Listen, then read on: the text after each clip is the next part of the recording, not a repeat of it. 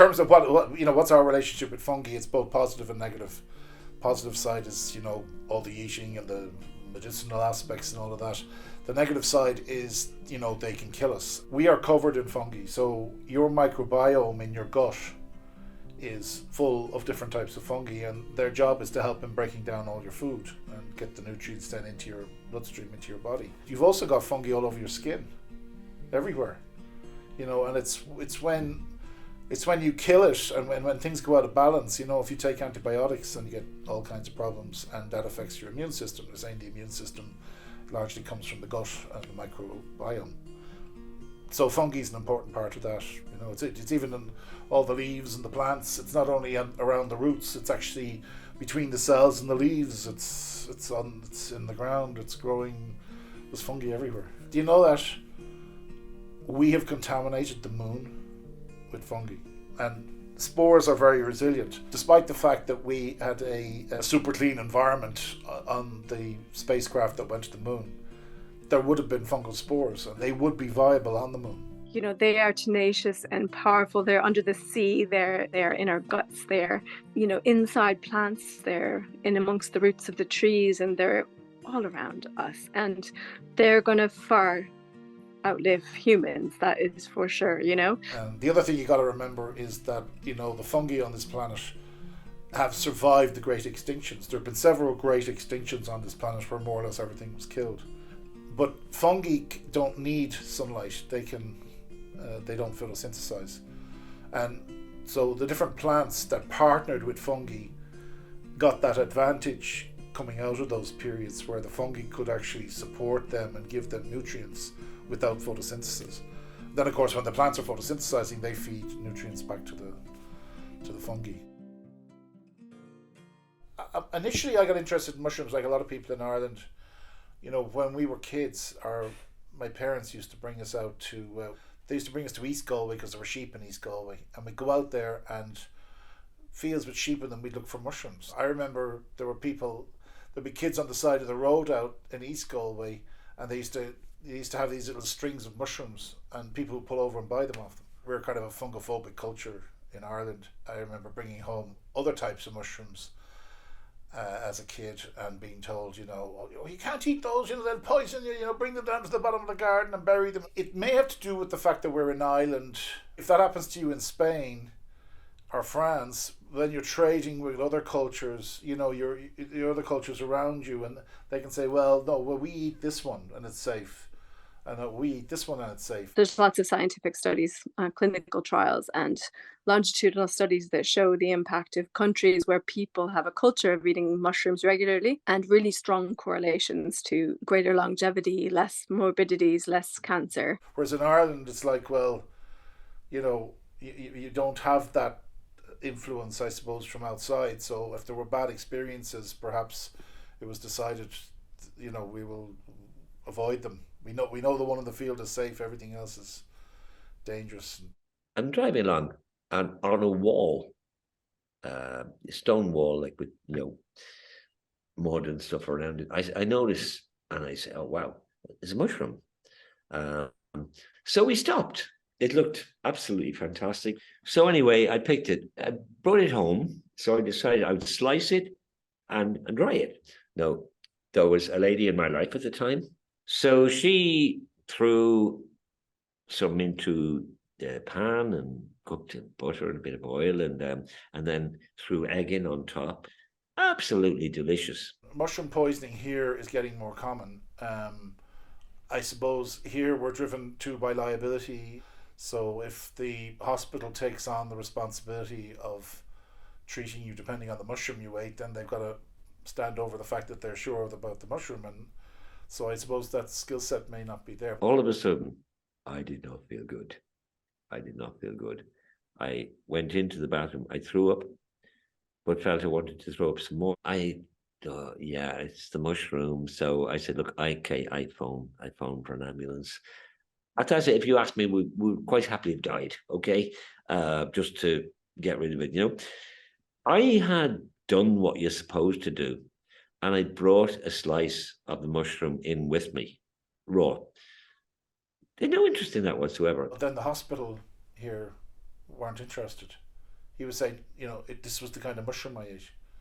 And they were kind of saying, all we know is you're some crazy guy going around eating mushrooms, which is a shame because the toxins in different toxic mushrooms behave differently. The treatment is different. Then I read the report.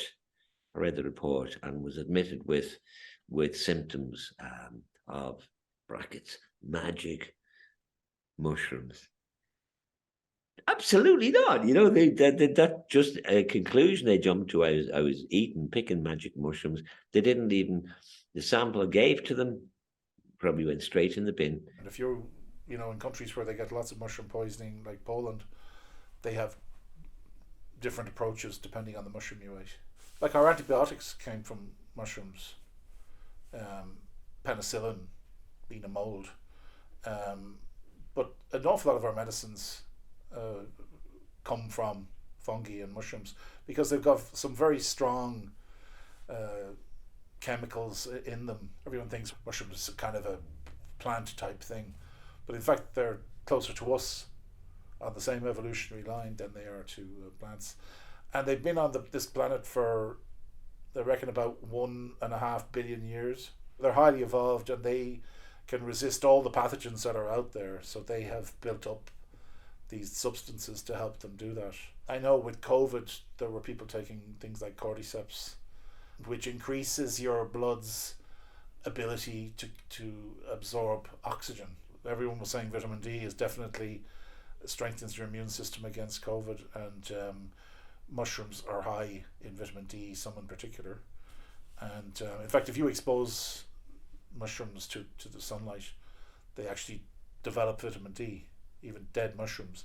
The lion's mane, people recovering from strokes, people with MS, people with dementia and things like that, and they're noticing a difference. And we've got a couple of people using it, and they're saying that the verbal abilities have improved with kids that they have that are in the autistic spectrum.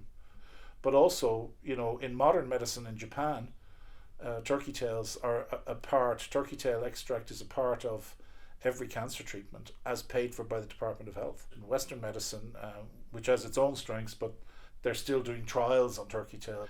And at the end of the day, then if it's not patentable or you can't protect it, then you've more or less, all your competitors can now piggyback on the cost and the risks that you took in getting it through the trials.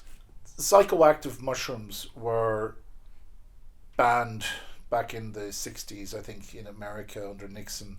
So the problem is at that time they were using some of these substances to treat serious conditions like chronic depression, addiction.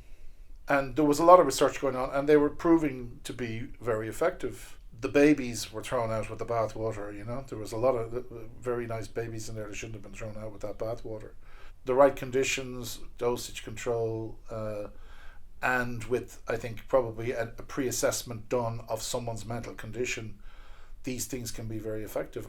I know they're using it with counselling for people who are in terminal illness situations and things like that, and these things can be helpful. But I mean, they're powerful and they need to be treated with great respect. I mean, there's a huge proportion of people who are just on antidepressants all the time. So that isn't treating depression. They say that some of these psychoactive mushrooms, using them in the right conditions, can cure depression. I'm Barry O'Neill. I'm an entrepreneur. I work in the Japanese market. I specifically work at the moment advising large food companies on how to work better with startups, particularly with startups that are innovating in the food and actually on biotech areas. There's been a lot of interest in something called mycelium, and mycelium is the underground part of fungus. So it's effectively the fungus root system. Companies using mycelium to create plant-based bacon, for example. This was like science fiction. This was science fiction really just 5 years ago. The purpose of fungi, they're the great recyclers, and they do a very important job of breaking down the nutrients. So all the litter on the forest floor. So when you see, if you look at a tree, and the tree sheds its leaves and its branches and things like that, and all of that needs to be reabsorbed into the soil, because the trees are all sucking major amounts of nutrients out of that soil. If you think about it, a tree can't move, so its fungal relationship at the root level has to bring all these nutrients back to the roots of the tree. That's one role, and all the plants and trees have that relationship. They all have it, and it's, if you replant a mature tree, you have to make sure you bring plenty of soil around it to re-establish that relationship. I was just talking to a forester recently, and they were saying that for years they replanted 3 trees, and for years, for 3 or 4 years, the trees didn't grow at all. They just didn't do anything, and then they started to grow again. But the explanation was that they had to re-establish the fungal network around the roots so they could thrive. So that's one part, that's the kind of mycorrhizal part. But the other part is the saprotrophic, the recyclers, where they're taking all the leaves and the branches and all the debris that falls on the forest floor is reabsorbed back into the soil. And the guys working in the wood are breaking it all down. If you think about it, a tree trunk on the ground rotting is a whole ecosystem full of biodiversity, of insects and everything. In a modern world, it's like, we need to tidy up the forest and drag all that stuff away. But really, that's a huge resource. And everyone's wondering about, well, what about that little bit of woodland down there that people go into to pick mushrooms? I mean, surely they shouldn't be doing that. It's the opposite, really, I'm not seeing any damage or risk to the populations of mushrooms except for the reasons of loss of habitat, the cutting down of forests and hedgerows and chemical practices and glyphosate and Roundup. That's the problem, not the people who are out picking mushrooms. If you pull a plow, there are no worms there are no birds following the plow. There's no worms in the ground. There's no fungi in the ground. It's dead. When we were kids, I remember you'd see clouds of birds in the sky, and you'd kind of wonder what it was and go to see, and it was a farmer plowing his field, and the birds are all flocking in to get the worms as he plows them up. Now that's gone. So there's kind of a hypocrisy about, preserving biodiversity. On a massive scale, we're destroying it and continue to destroy it, and no one seems to care. And when I said about these fields all being dead and having no fungi in them, those fields were all carbon banks. The fungus was fixing all the carbon in the ground. And when you come along and poison all that, you release everything. And not only you've just released everything, but you're also, there's no reabsorption going on because the soil is dead. These are huge issues. And people are focusing on the smaller things. This idea of, let's all plant trees. Well, I've got a better idea. Let's stop chopping down trees at an industrial level. This country's full of that.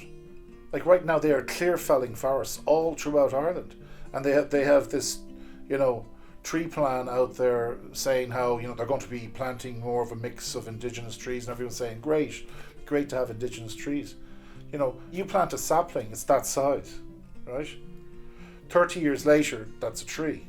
It's a kind of a sizable tree after 30 years. So a sapling isn't the same. A big tree absorbs an awful lot of carbon, and it's bringing it in, and the fungi at the root level in the soil are then, the fungal networks and the fungal filaments are all built on carbon blocks. So they're all fixing that carbon into the soil. So it's essential that that's going on. The fungus is actually more important than the tree in terms of that job.